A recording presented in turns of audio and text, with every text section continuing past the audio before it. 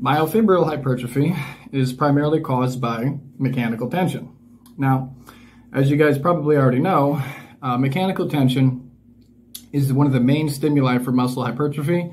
For a long time, it was considered the only one. Stretching denervated muscle fibers causes them to grow due to the muscle fiber activation, metabolic accumulation, or calcium ion accumulation, leading to the muscle damage. However, high levels of motor recruitment lead to high levels of muscle activation and can occur without hypertrophy being stimulated. This will occur during fast movements like jumping, running, sprinting, as these actually primarily use your tendons. Only when metabolite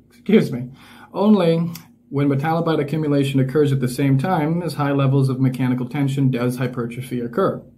Now, once again, muscle damage can occur without hypertrophy being stimulated.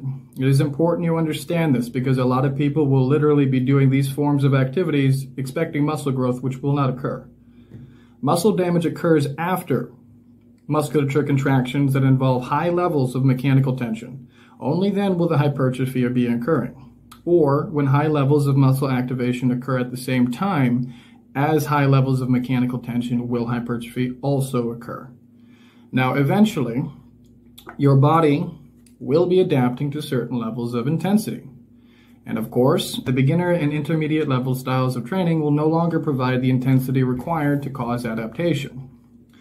Now that your muscles have reached a level where they are very comfortable with high intensity and intense muscle contractions, you need to utilize new methods which will allow for extremely intense muscle contractions, while also slowing the buildup of the metabolites on the onset of oxygen to death, which prevent ultra-intense effort.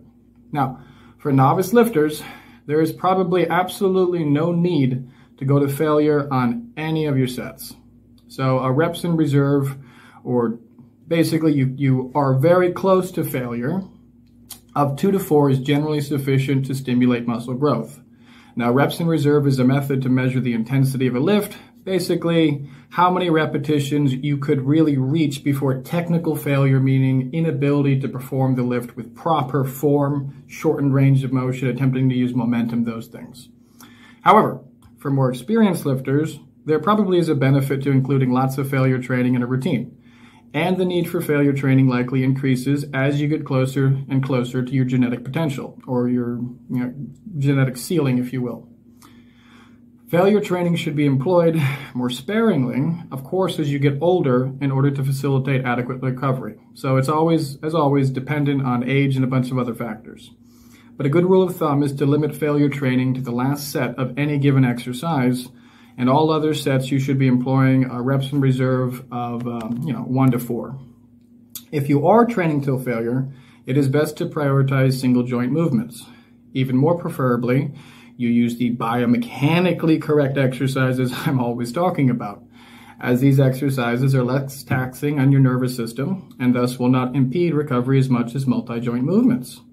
Now, machine-based exercises, provided it's a well-built machine, in addition to being somewhat less taxing from a neuromuscular standpoint, do provide a degree of safety when training to failure if you don't have a spotter. Now, let's talk about biomechanical training, what I teach, or traditional training. Which one's going to give you the best results? Well, this is actually pretty easy to explain.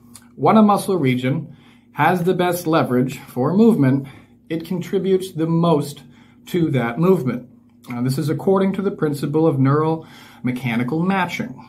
This is affected by the exercise plane of movement, the joint used, as well as the strength curve. Now, different intersegmental interactions can also affect the relative activation of all the muscles involved in each exercise, as well as the amount of motor unit recruitment level achievable. So basically, how you select your exercise and how you perform it depends on how much muscle you're going to grow. Now, this is because exercises that involve less muscle mass are more stable and are less complex, and they all permit higher levels of motor unit recruitment to be attained, since they involve lower levels of perceived effort for the same level of central motor command. Now, working inside of the optimum resistance curve will greatly affect the mechanical tension that your muscle fibers experience.